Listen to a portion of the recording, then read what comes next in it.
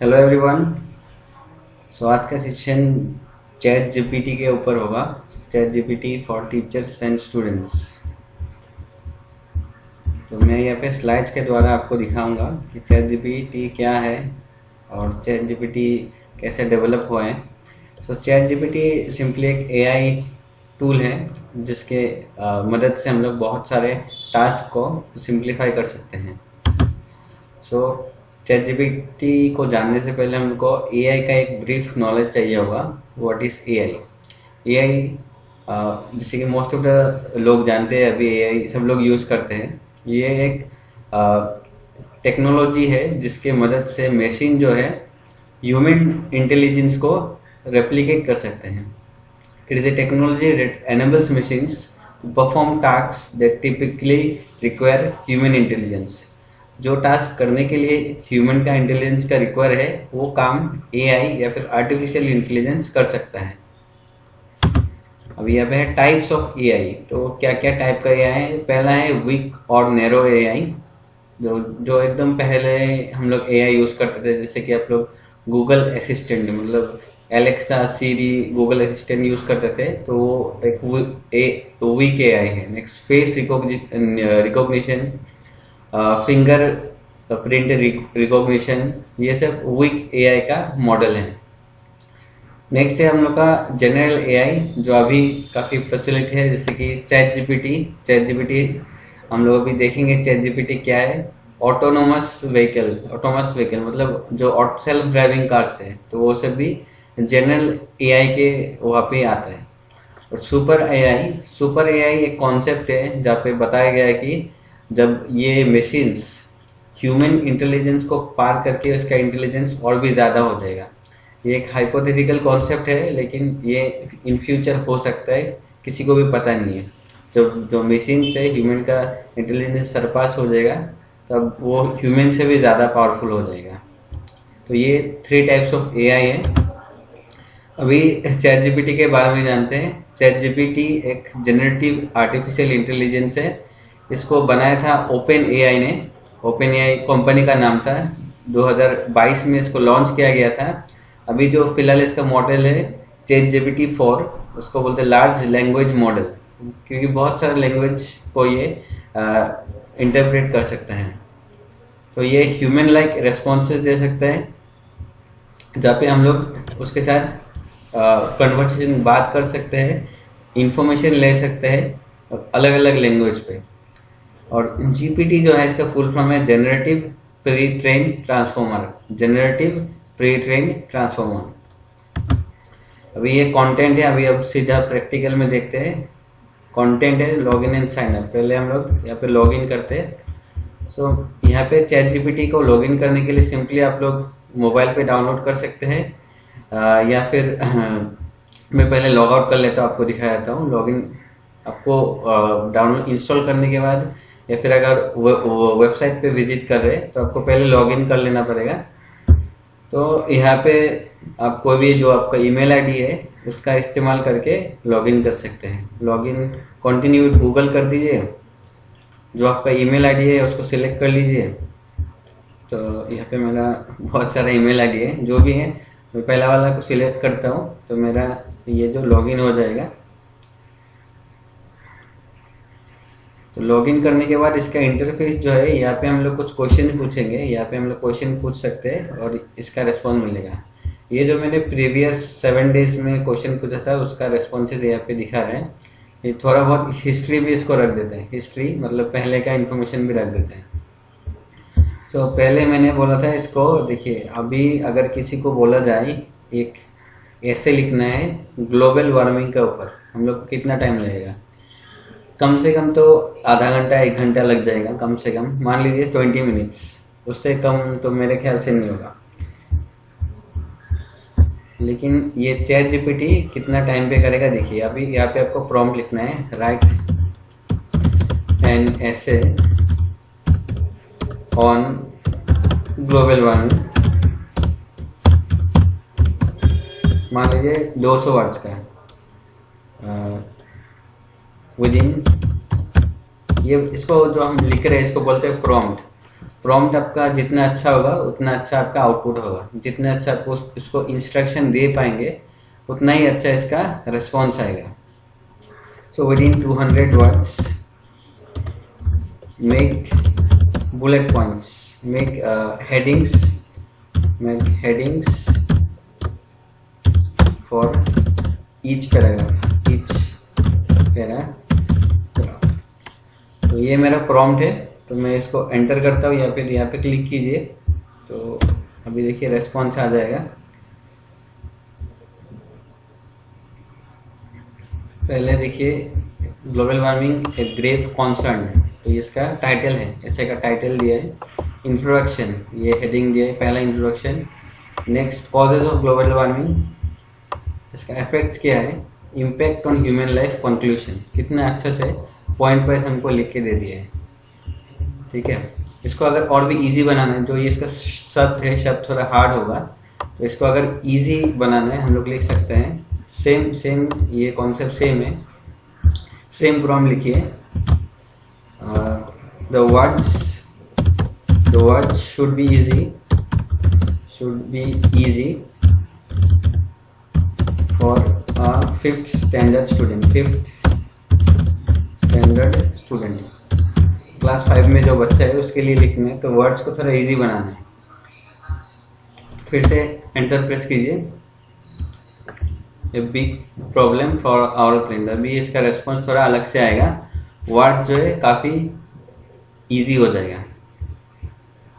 तो आपको प्रॉम्प्ट लिखना है, प्रॉम्प्ट लिखने से आपका आउटपुट जो है वो दिखेगा। तो आउटपुट जैसे आप प्रॉम्प्ट देंगे सिमिलर टाइप का आउटपुट आपको यहाँ पे दिखेगा। प्रॉम्प्ट अगर इजी हो तो इजी होगा, मतलब अगर आप बोल दिए इजी लिखने के लिए इजी लिखेगा, अगर आप थोड़ा डिफिकल्ट चाहते हैं तो डिफिकल्ट वर्ड में आएगा।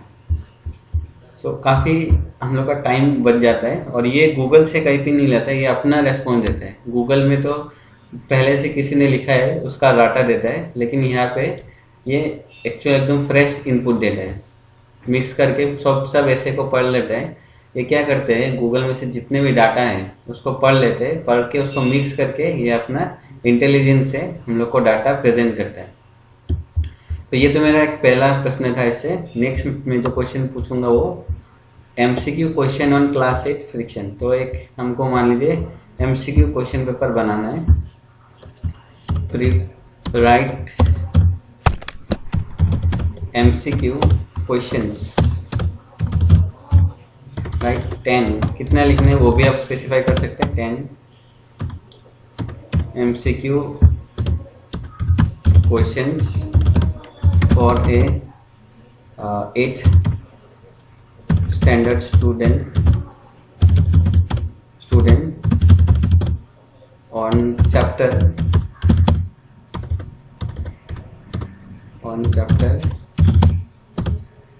फ्रिक्शन चैप्टर के ऊपर। फ्रिक्शन एक साइंस का चैप्टर होता है, आप लिख दीजिए फ्रिक्शन। 10 MCQ क्वेश्चन फॉर 8 ये grammar 8 for an 8 standard student on chapter friction. तो इसको आप एंटर कीजिए, तो यहाँ पे आपको क्वेश्चंस मिल जाएगा, ठीक है। आपको आंसर भी यहाँ पे लिख के दिया है। व्हाट इज फ्रिक्शन पहले क्वेश्चन है। Next what does not affect friction. तो यहाँ पे 10 क्वेश्चंस आपको मिल जाएगा। आप इसको अपने पास कॉपी करके रख सकते हैं या फिर लिख के भी रख सकते हैं, जैसे आपका सुविधा हो। तो ये नेक्स्ट क्वेश्चन था। अभी इसको मैं क्या करूँगा, ये PDF को भी रीड कर सकते हैं। आपके पास अगर PDF है, जैसे यहाँ पे मेरे पास PDF है, तो PDF का हिसाब से क्वेश्चन पेपर भी बना सकते हैं। मान लीजिए मुझे एक क्वेश्चन पेपर बनाना है, तो मैं यहाँ पे अटैच फाइल्स बोल के एक ऑप्शन है, इसमें क्लिक करूँगा। अपलोड फ्रॉम योर कंप्यूटर, आप लोग मोबाइल से अपलोड कीजिएगा अगर मोबाइल से कोई एक्सेस कर रहे हैं। तो ये क्वेश्चन NCERT का टेक्स्ट बुक है जो मैं इंटरनेट से डाउनलोड किया था। क्लास 8 मैथ्स का क्वेश्चन बुक है, उसको मैं अपलोड करूँगा। तो यहाँ पे मैं प्रॉम्प्ट लिखूँगा, right prepare a question paper, prepare question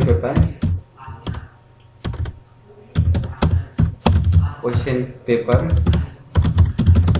with 4 1 mark question, comma 4 2 mark question, 2 mark question and 1 3 mark question, 3 mark question। तो ऐसे करके आपको सिंपली लिख देना है। लिखने के बाद, प्रॉम्प्ट लिखने के बाद, तो लास्ट में मैं लिखता हूँ which is a total of 15 marks. तो लिखने के बाद आप एंटर पे प्रेस कीजिए। स्पेलिंग मिस्टेक होने से ये ठीक कर देगा, कोई प्रॉब्लम नहीं है। तो ये फैक्टराइजेशन का था, ये आपको क्वेश्चन पर बना के सिंपली दे देगा। तो आपका काम जो है बहुत इजी हो जाएगा, बहुत इजी हो जाएगा। नेक्स्ट देखिए, आपको हिस्ट्री का कुछ जानना है। मैं सिंपली इसको एक कॉपी कर लेता हूँ। Write a brief description on Mauryan empire in India. Mauryan empire का आपको अगर ये जानना है, आपको हिस्ट्री जानना है, आपको सिंपली इसको लिख देना है। लिख के आपको एंटर कर देना है। गूगल से जितना भी इंफॉर्मेशन है उसको लाके आपके पास अच्छे से प्रेजेंट कर देगा। ये देखिए लिख रहे हैं, चंद्रगुप्त मौर्य इसका ये फाउंडर था। उसके बाद कौन कौन आया है, समुद्रगुप्ता। यहाँ पे अच्छे से ब्रीफ डिस्क्रिप्शन में दे दिया है। और भी आपको डिटेल में लिखना है तो डिटेल आपको लिखना पड़ेगा। कि ऐसे लिखने के बाद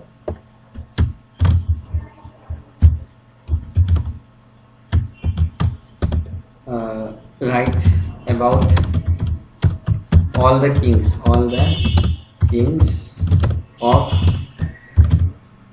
मौर्यन एम्पायर। तो अगर आपको हर राजा के बारे में जानना है मौर्यन एम्पायर का, सिंपली आपको ये भी लिख देना है। तो और भी डिटेल में आपको डिस्क्रिप्शन दे देगा कि चंद्रगुप्त के बाद कौन था, समुद्रगुप्ता, देन अशोका। तो उसके पूरा डिटेल में आपको मिल जाएगा। देखिए इतना अच्छे से ये आपको आउटपुट दे रहे हैं।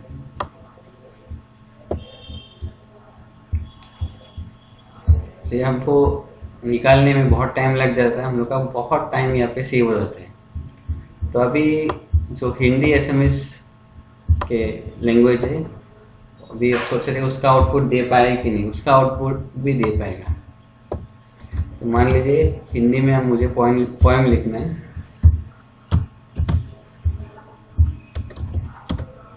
Right a poem in Hindi on river in 12 lines. Write a poem in Hindi on river in 12 lines. इनको सिंपली एंटर प्रेस कर देना है। सो नदी के गीत इसका शीर्षक है, जो टाइटल है। उसके बाद देखिए पूरा अच्छे से इसने यहाँ पे लिख दिए हैं। बहती जलधार निराली जीवन का आधार है। एक इंसान को कितना कम से कम सोचने के लिए भी आपको टाइम लग जाएगा, लेकिन ये विद इन सेकेंड्स आपको आउटपुट दे देगा। कि बहुत इफिशियंट टूल है। सिमिलरली हम लोग एसएमएस में अगर बोले, एसएमएस में भी ये आउटपुट दे देगा। अभी कंप्यूटर साइंस के जो स्टूडेंट्स है या फिर टीचर्स है, उनके लिए भी खतरा है, उसका भी ये आउटपुट दे देते हैं। जैसे मुझे मान लीजिए कोड लिखना है, right a code in C language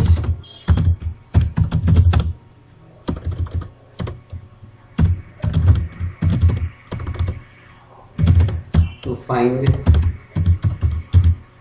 the maximum of 3 numbers।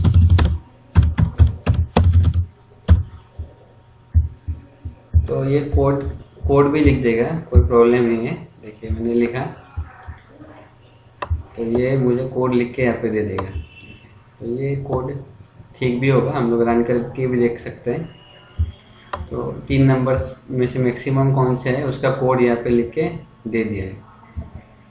और इसका एक्सप्लेनेशन भी यहाँ पे दे दिया। आपको अगर कोडिंग समझना है तो कोडिंग यहाँ पे समझा भी देगा इसको। एक लाइन यहाँ पे समझा देगा, जो भी लाइन का आउटपुट चाहिए आपको समझा के देगा। तो इससे आप लोग सीख भी सकते हैं। इसको आप लोग कोई पीडीएफ अपलोड करते हैं उसको समराइज भी कर सकते हैं। जैसे कि मान ले मैं एक यहाँ पे पीडीएफ को अपलोड करता हूँ और बोलता हूँ इसको समरी देने के लिए। तो ये कोई चैप्टर है साइंस का। तो अच्छा, मेरा लिमिट ख़त्म हो गया, मैं अभी अपलोड नहीं है, इसका एक लिमिट रहता है। पीडीएफ हम लोग ज़्यादा अपलोड नहीं कर सकते, एक दिन में 1 या 2। तो मेरा लिमिट ख़त्म हो गया है। आप लोग ट्राई करिएगा, एक पीडीएफ अपलोड करके उसको बोलिएगा कि right A summary on the PDF with each points in details, तो उसका समरी भी दे देगा। तो कोड भी जनरेट कर लेता है, मैथ्स भी कर लेता है। मैथ्स कैसे कर लेते हैं देखिए, मैं अगर इसको पूछता हूँ right the factors of number 11125 सो अगर नॉर्मल इंसान इसका फैक्टर्स निकालने जाए बहुत टाइम लग जाएगा।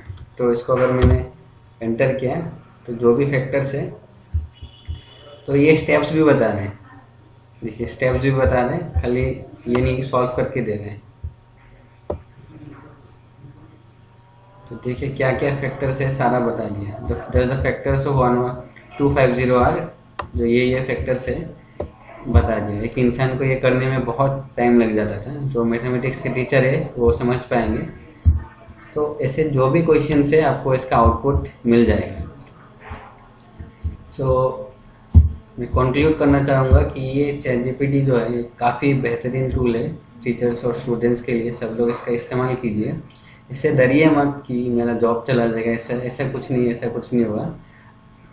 हालांकि आपका जो वर्क है वो और भी इफ़िशिएंट। इसको अगर आप लोग AI जो रेवोल्यूशन है उसमें अगर ज्वाइन करते हैं, उसको अगर पढ़ते हैं, डेली थोड़ा थोड़ा नॉलेज लीजिए, तो आपका एक बेटर अंडरस्टैंडिंग होगा। और आपके काम के साथ इसको मिक्स कर दीजिए, तो आपका काम जो है और भी इफ़िशिएंट हो जाएगा। तो सब लोग इसका इस्तेमाल कीजिए। एक बार जो मैंने प्रॉम्प्ट लिखा है ऐसे करके आप लोग थोड़ा ट्राई कीजिए, काफ़ी अच्छा लगेगा आपको।